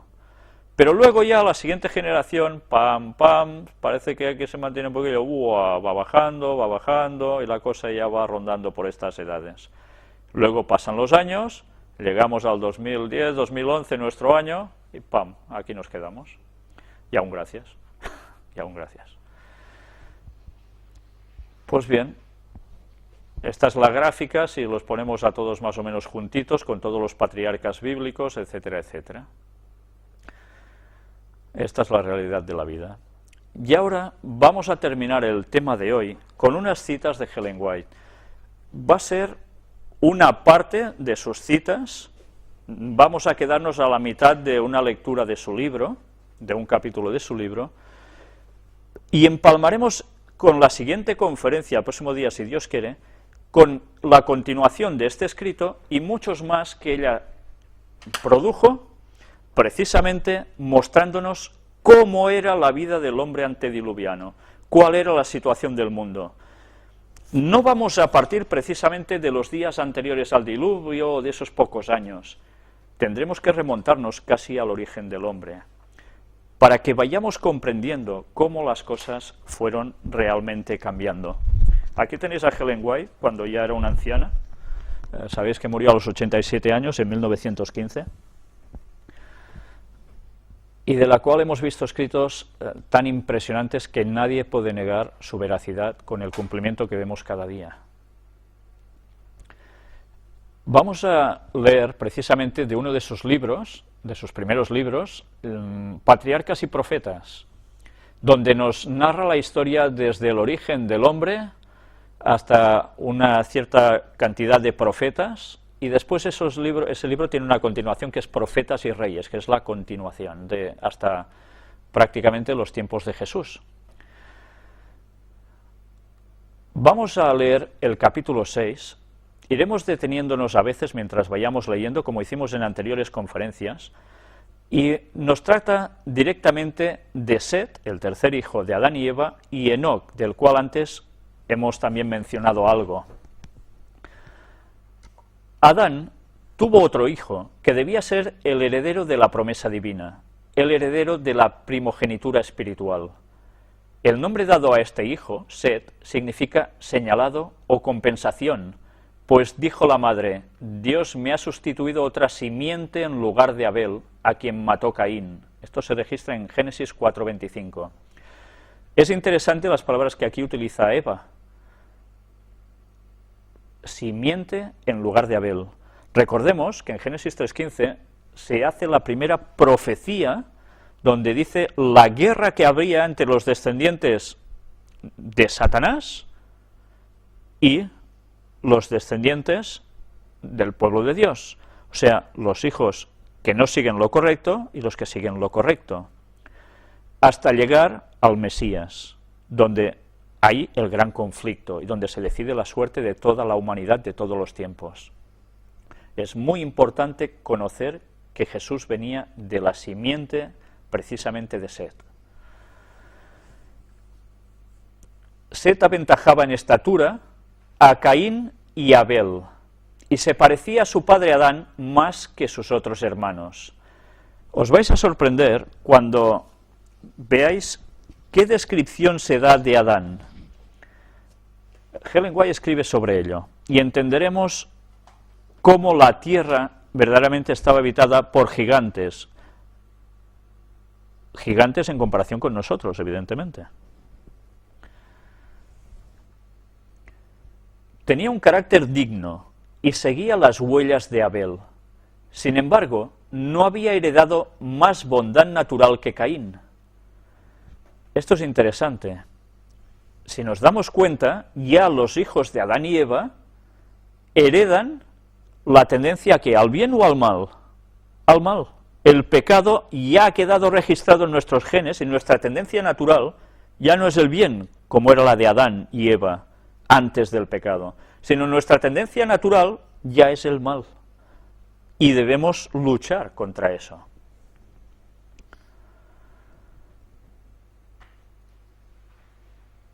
Acerca de la creación de Adán se dice, a la semejanza de Dios lo hizo. Pero el hombre, después de la caída, engendró un hijo a su semejanza, conforme a su imagen. Génesis 5, 1 y 3. En tanto que Adán había sido creado sin pecado, a la semejanza de Dios, Set, así como Caín, heredó la naturaleza caída de sus padres. Pero recibió también el conocimiento del Redentor e instrucción acerca de la justicia. Una vez más nos sale la palabra conocimiento. Recordad que en una anterior conferencia estuvimos hablando precisamente de ese conocimiento. ¿Recordáis las palabras de Oseas? Mi pueblo se perdió por falta de conocimiento. Pues había una línea genealógica que lo tenía. Mediante la gracia divina sirvió y honró a Dios y trabajó, como Abel lo hubiera hecho de haber vivido, por cambiar las mentes pecaminosas de los hombres y encauzarlas a reverenciar y obedecer a su Creador. Ya nos está refiriendo que él seguía, pero los demás hermanos no, ni sus descendientes. Por eso intentaba encauzarlos en lo correcto. Y a Set también le nació un hijo, y llamó su nombre Enós. Entonces los hombres comenzaron a llamarse del nombre de Jehová. Génesis 4:26, interesante, ¿eh? Comenzaron a llamarse del nombre de Jehová. Los fieles habían adorado a Dios antes, pero a medida que aumentaba el número de los seres humanos, se iban multiplicando, se hacía más visible la distinción entre las dos clases en que se dividían. Había franca lealtad hacia Dios de parte de una clase, así como desprecio y desobediencia de parte de la otra. Las dos simientes. Antes de la caída, nuestros primeros padres habían guardado el sábado que había sido instituido en el Edén, y después de su expulsión del paraíso, continuaron observándolo. El sábado no fue un invento para los judíos, el sábado se dio en la creación. Por tanto, es para todos los hombres, no solo para judíos. Habían gustado los amargos frutos de la desobediencia y habían aprendido lo que tarde o temprano aprenderán todos aquellos que pisotean los mandamientos de Dios, a saber, que los preceptos divinos son sagrados e inmutables, y que la pena por la transgresión es ineludible. El sábado fue honrado por todos los hijos de Adán, que permanecieron leales a Dios. Pero Caín y sus descendientes no respetaron el día en el cual Dios había reposado. Eligieron su propio tiempo para el trabajo y el descanso, sin tomar en cuenta el mandamiento expreso de Jehová. Digamos que la marca de la bestia ya estaba en los orígenes de los tiempos. Solo los guardadores del sábado seguían lo que Dios hacía o quería para ellos. Al recibir la maldición de Dios, Caín se había retirado de la familia de sus padres, había escogido primeramente el oficio de labrador y luego fundó una ciudad, a la cual dio el nombre de su hijo mayor. Esto es interesante, ¿eh? Démonos cuenta cómo Caín es el primero en fundar una ciudad. Se había retirado de la presencia del Señor, desechando la promesa del Edén restaurado, para buscar riquezas y placer en la tierra maldita por el pecado, y así se había destacado como caudillo de la gran multitud que adora al Dios de este mundo, o sea, Satanás. Fue el líder de ellos, Caín. sus descendientes se distinguieron en todo lo referente al mero progreso terrenal y material. ¿Veis sus descendientes qué hicieron? Un progreso terrenal y material. ¿Qué es esto? Pues una buena civilización, no es otra cosa. Pero menospreciaron a Dios y se opusieron a sus propósitos hacia el hombre. Al homicidio, cuya comisión iniciara Caín, Lamec, su quinto descendiente, agregó la poligamia y con cínica jactancia reconoció a Dios tan solo para sacar de la venganza prometida a Caín una garantía de su propia salvaguardia.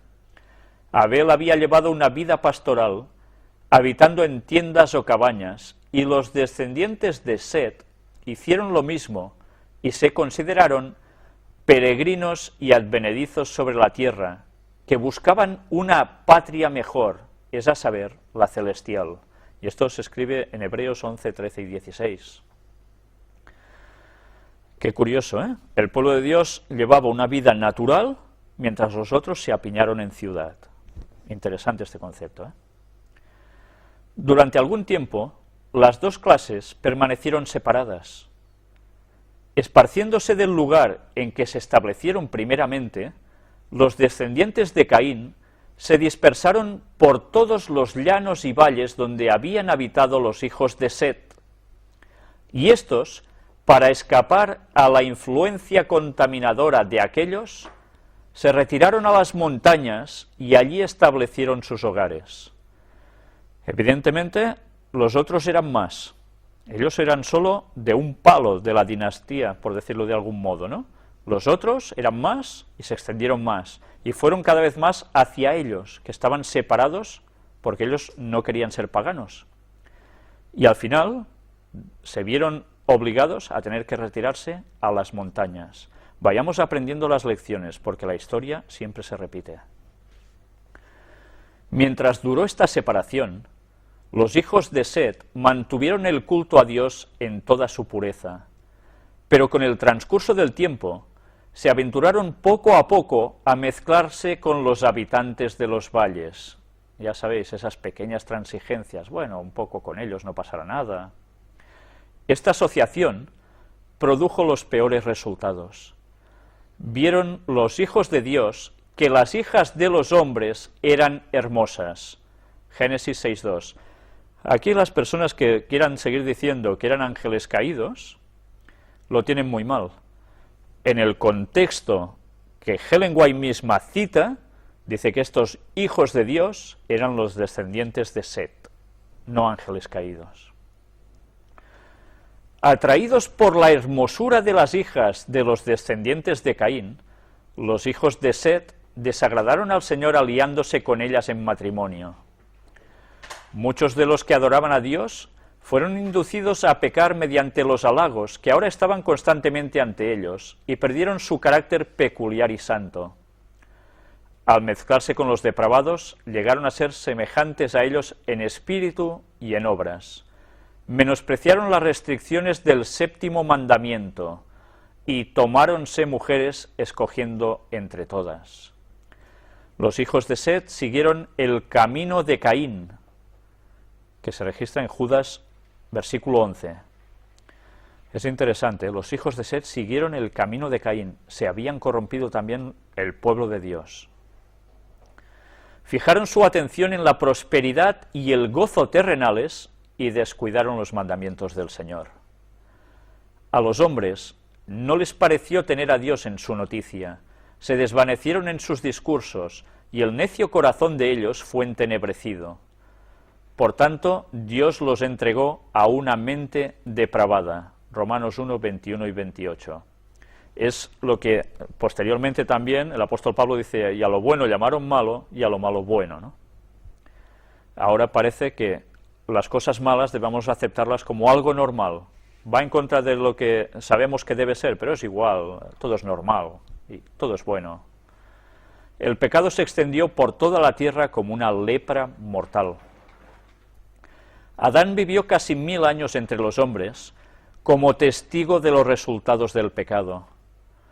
Con toda fidelidad trató de poner coto a la corriente del mal.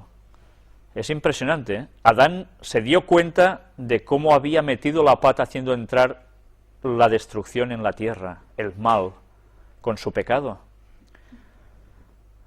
¿Y qué quiso hacer? Combatir, poniendo freno al mal. Se le había ordenado instruir a su descendencia en el camino del Señor y cuidadosamente atesoró lo que Dios le había revelado, y lo repetía a las generaciones que se sucedían. A sus hijos y a sus nietos, hasta la 9ª generación, pudo describir Adán el estado santo y feliz del hombre en el paraíso, y repitiéndoles la historia de su caída, les refirió los sufrimientos mediante los cuales Dios le había enseñado la necesidad de adherirse estrictamente a su ley, y les explicó las misericordiosas medidas tomadas para su salvación. Pero sólo unos pocos prestaron atención a sus palabras. A menudo le hacían amargos reproches por el pecado que había traído tanto dolor a sus descendientes. Lo de Adán fue un martirio. Esos 900 y pico de años que vivió, 935, para él fueron un suplicio, intentando mitigar el mal que había hecho, y encima tenía que soportar los reproches de los demás que le culpaban a él de, mira, somos así por culpa tuya, ¿no? Eso no debería ser nada fácil, ¿eh? La de Adán fue una vida de tristeza, humildad y contrición. Cuando salió del Edén, la idea de que tendría que morir le hacía estremecerse de terror. Conoció por primera vez la realidad de la muerte en la familia humana cuando Caín, su primogénito, asesinó a su hermano. Lleno del más agudo remordimiento por su propio pecado y doblemente acongojado por la muerte de Abel y el rechazamiento de Caín, Adán estaba abrumado por la angustia.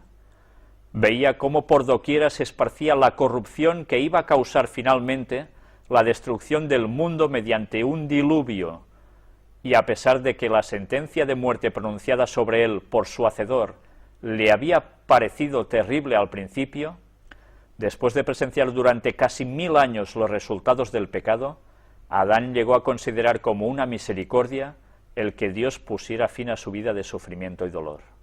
Casi nada, ¿eh? No obstante, la iniquidad del mundo antediluviano, esa época no fue, como a menudo se ha supuesto, una era de ignorancia y barbarie. Aquí ya nos está haciendo vislumbrar cómo era el hombre antediluviano. No eran ni ignorantes ni bárbaros. Los hombres tuvieron oportunidad de alcanzar un alto desarrollo moral e intelectual. Poseían gran fuerza física y mental, y sus ventajas para adquirir conocimientos religiosos y científicos eran incomparables. Es un error suponer que porque vivían muchos años, sus mentes alcanzaban tarde su madurez. Sus facultades mentales se desarrollaban temprano, y los que abrigaban el temor de Dios y vivían en armonía con su voluntad, continuaban aumentando en conocimiento y en sabiduría durante toda su vida. Si pudieran compararse con los antediluvianos de la misma edad, los más ilustres eruditos de nuestros tiempos parecerían muy inferiores en vigor mental y físico. A medida que se acortó la vida del hombre y disminuyó su vigor físico, también se aminoró su capacidad mental. Hoy día hay hombres que dedican al estudio un periodo de 20 a 50 años, y el mundo se llena de admiración por sus éxitos. Pero qué limitados son estos triunfos cuando se los compara con los de aquellos hombres cuyo vigor físico y mental se desarrollaba durante siglos. Es verdad que los hombres de los tiempos modernos tienen el beneficio del conocimiento alcanzado por sus predecesores. Los genios que proyectaron, estudiaron y escribieron han legado sus trabajos a quienes les han seguido. Pero aún en este respecto, y en lo que concierne meramente a los conocimientos humanos, cuán superiores fueron las ventajas de los hombres de aquella edad antigua. Tuvieron entre ellos durante siglos a aquel que Dios había formado según su propia imagen, a quien el Creador mismo declaró bueno, el hombre a quien Dios había instruido en toda sabiduría del mundo material. Adán había aprendido del Creador la historia de la creación.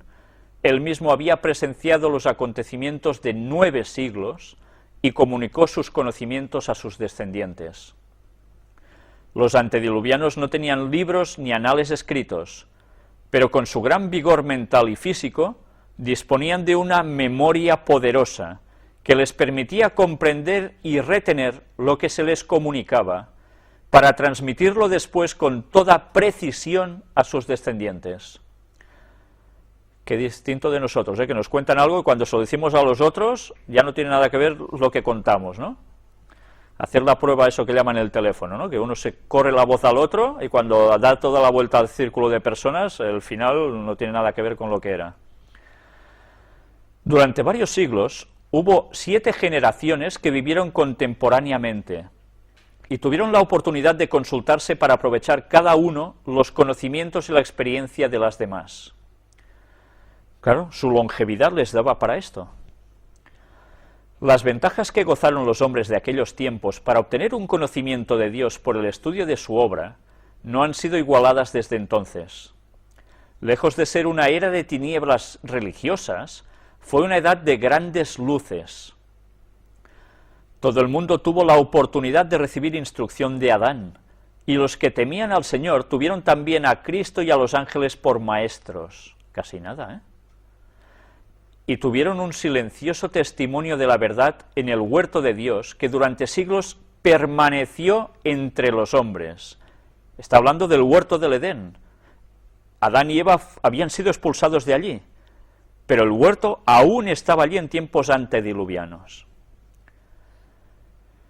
A la puerta del paraíso, guardada por querubines, se manifestaba la gloria de Dios. Y allí iban los primeros adoradores a levantar sus altares y a presentar sus ofrendas. Allí era donde Caín y Abel habían llevado sus sacrificios y Dios había condescendido a comunicarse con ellos. Interesante, ¿eh? En la puerta del paraíso, donde los querubines estaban y con esa espada encendida que revoloteaba, no permitían el acceso al árbol de la vida para que el pecador siguiese viviendo eternamente. Allí es donde se manifestaba la gloria de Dios, y esto los antediluvianos lo veían durante años y años. Y los que seguían a Dios, allí se concentraban. El escepticismo no podía negar la existencia del Edén mientras estaba a la vista, con su entrada vedada por los ángeles custodios.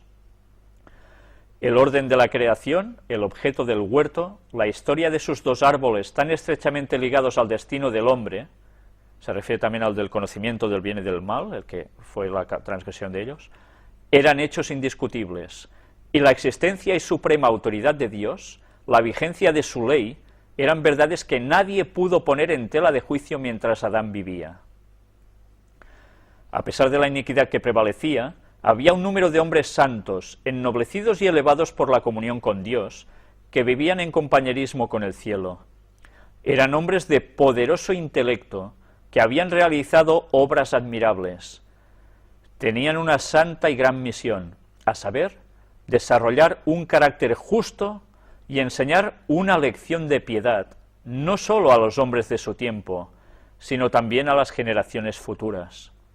Solo algunos de los más destacados se mencionan en las Escrituras, pero a través de todos los tiempos Dios tuvo testigos fieles y adoradores sinceros. Y bien, vamos a dejarlo aquí, porque ahora vamos a hablar de Enoc. Pero esto tendrá que ser en la próxima conferencia. Creo que con lo que hoy hemos visto hemos tenido ya una buena introducción, y con lo que Ellen White nos ha ido desvelando, hemos ido comprobando en sus palabras cómo era el hombre antediluviano. Nada que ver con la evolución que nos explican siempre. Vais a quedar maravillados con todo el resto de cosas que ella cuenta y que, curiosamente, la verdadera ciencia está descubriendo que no son bobadas. Hay pruebas de ello. Esto lo deberemos mostrar en la siguiente conferencia, si Dios quiere. No sé si dará para 2 o 3 conferencias, no lo sé, hay bastante lectura, pero creo que es indispensable que no nos perdamos nada de lo que dice, porque nos va a ayudar a saber por dónde pisamos y cómo Satanás está preparando al mundo para el gran engaño final. Toda la historia se va a repetir. El mundo no va a volver a ser destruido por un diluvio. Esta es la promesa que se le da a Noé. Pero en cambio va a pasar algo sumamente grave. Debemos prepararnos como esta gente noble de la que al final hemos leído y hacer lo mismo que ellos. Porque el pueblo de Dios, del último tiempo, tiene que hacer el mimetismo de lo que hicieron ellos. Si no, no vamos a escapar de la cuestión. Bien, no quiero haceros perder más tiempo, ya es tarde. Os agradezco todo lo que habéis estado atendiendo en el día de hoy. Y bien, ya os remito, si Dios quiere, a la próxima semana para seguir con no el desenlace, porque aún va a tardar un poco, pero sí con la continuación de este tema que realmente cambia el paradigma mental que nos han impuesto durante años desde pequeños, que tanto se ha trabajado en las escuelas y con un propósito: apartarnos de Dios. Pues nada más, muchas gracias por vuestra atención y que Dios os bendiga.